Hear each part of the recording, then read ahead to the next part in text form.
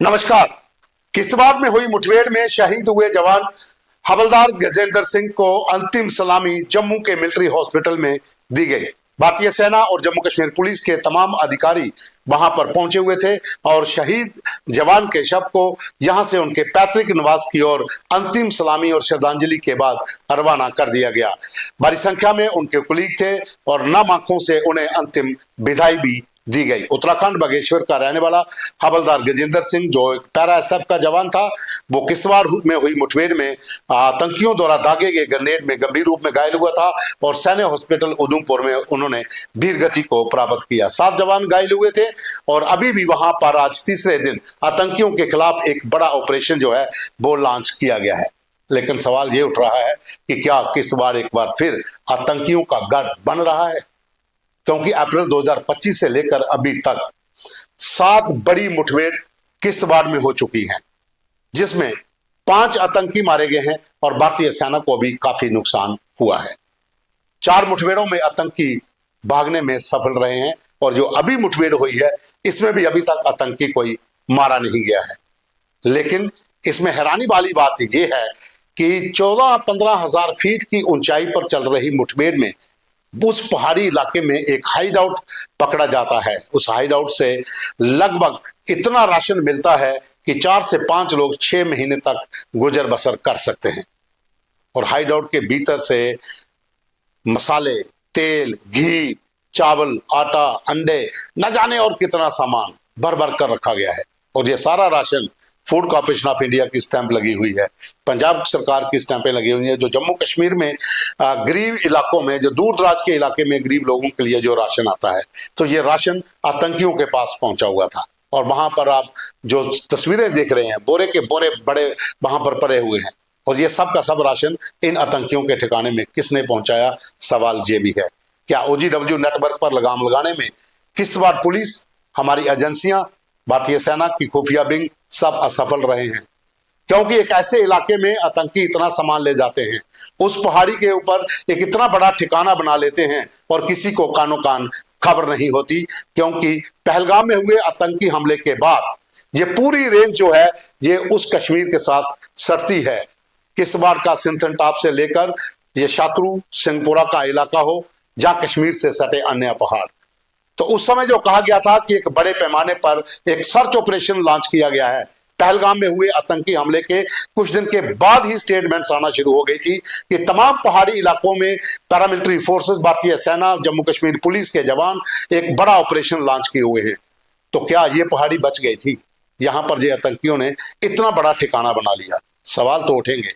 और साथ में इतनी भारी मात्रा में राशन अगर उस हाइडआउट में पहुंच जाता है, इतना सामान वहां पहुंच जाता है, तो वो कौन लोग थे जो आतंकियों तक ये सामान नीचे से उस पहाड़ी पर लेकर गए?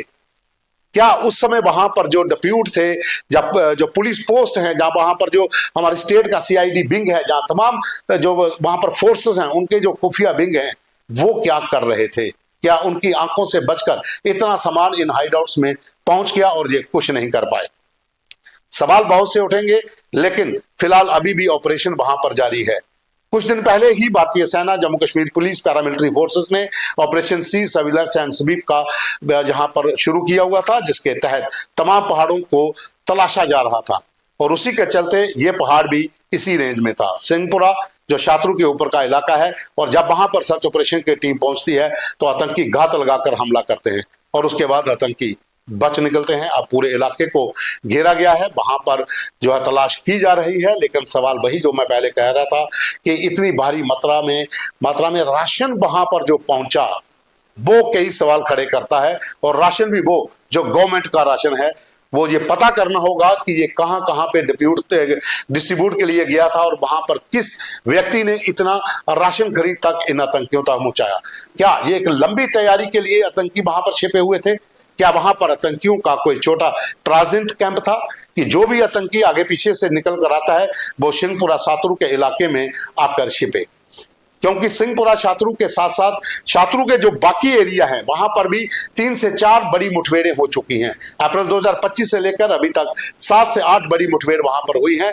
कई आतंकी भी मारे गए हैं, लेकिन भारतीय सेना को भी भारी नुकसान यहां पर सहना पड़ा है।